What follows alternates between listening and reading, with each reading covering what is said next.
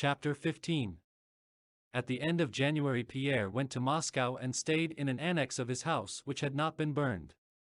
He called on Count Rostopchin and on some acquaintances who were back in Moscow, and he intended to leave for Petersburg 2 days later. Everybody was celebrating the victory, everything was bubbling with life in the ruined but reviving city. Everyone was pleased to see Pierre, everyone wished to meet him, and everyone questioned him about what he had seen. Pierre felt particularly well disposed toward them all, but was now instinctively on his guard for fear of binding himself in any way. To all questions put to him, whether important or quite trifling, such as, where would he live? Was he going to rebuild? When was he going to Petersburg, and would he mind taking a parcel for someone? He replied, yes, perhaps, or, I think so, and so on. He had heard that the Rostovs were at Kostroma, but the thought of Natasha seldom occurred to him. If it did, it was only as a pleasant memory of the distant past. He felt himself not only free from social obligations but also from that feeling which, it seemed to him, he had aroused in himself. On the third day after his arrival, he heard from the Drobetskoys that Princess Mary was in Moscow. The death, sufferings, and last days of Prince Andrew had often occupied Pierre's thoughts and now recurred to him with fresh vividness. Having heard at dinner that Princess Mary was in Moscow and living in her house, which had not been burned, in Vozdvizhenka Street, he drove that same evening to see her. On his way to the house, Pierre kept thinking of Prince Andrew, of their friendship, of his various meetings with him, and especially of the last one at Borodino. Is it possible that he died in the bitter frame of mind he was then in?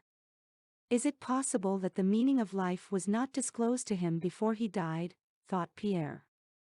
He recalled Karateev and his death and involuntarily began to compare these two men, so different, and yet so similar in that they had both lived and both died, and in the love he felt for both of them.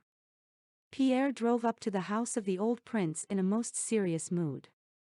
The house had escaped the fire, it showed signs of damage, but its general aspect was unchanged.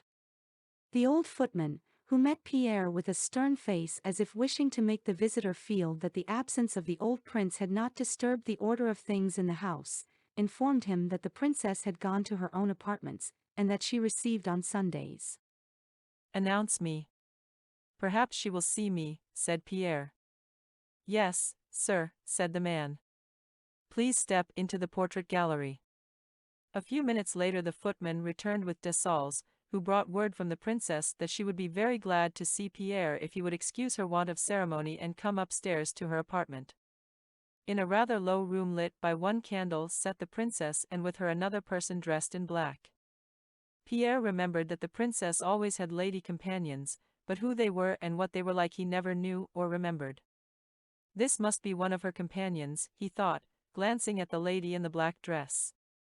The princess rose quickly to meet him and held out her hand. Yes, she said, looking at his altered face after he had kissed her hand, so this is how we meet again. He have spoke of you even at the very last, she went on, turning her eyes from Pierre to her companion with a shyness that surprised him for an instant. I was so glad to hear of your safety.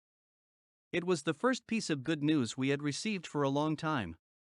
Again the princess glanced round at her companion with even more uneasiness in her manner and was about to add something, but Pierre interrupted her. Just imagine, I knew nothing about him, said he. I thought he had been killed. All I know I heard it second hand from others. I only know that he fell in with the Rostovs. What a strange coincidence! Pierre spoke rapidly and with animation. He glanced once at the companion's face, saw her attentive and kindly gaze fixed on him, and, as often happens when one is talking, felt somehow that this companion in the black dress was a good, kind, excellent creature who would not hinder his conversing freely with Princess Mary. But when he mentioned the Rostovs, Princess Mary's face expressed still greater embarrassment. She again glanced rapidly from Pierre's face to that of the lady in the black dress and said, Do you really not recognize her? Pierre looked again at the companion's pale, delicate face with its black eyes and peculiar mouth, and something near to him, long forgotten more than sweet, looked at him from those attentive eyes. But no, it can't be, he thought. This stern, thin, pale face that looks so much older. It cannot be she. It merely reminds me of her. But at that moment Princess Mary said, "Natasha." And with difficulty, effort, and stress, like the opening of a door grown rusty on its hinges, a smile appeared on the face with the attentive eyes, and from that opening door came a breath of fragrance which suffused Pierre with a happiness he had long forgotten and of which he had not even been thinking, especially at that moment. It suffused him, seized him, and enveloped him completely.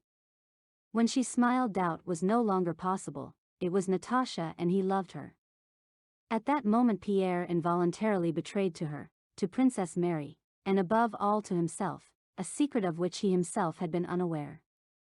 He flushed joyfully yet with painful distress. He tried to hide his agitation.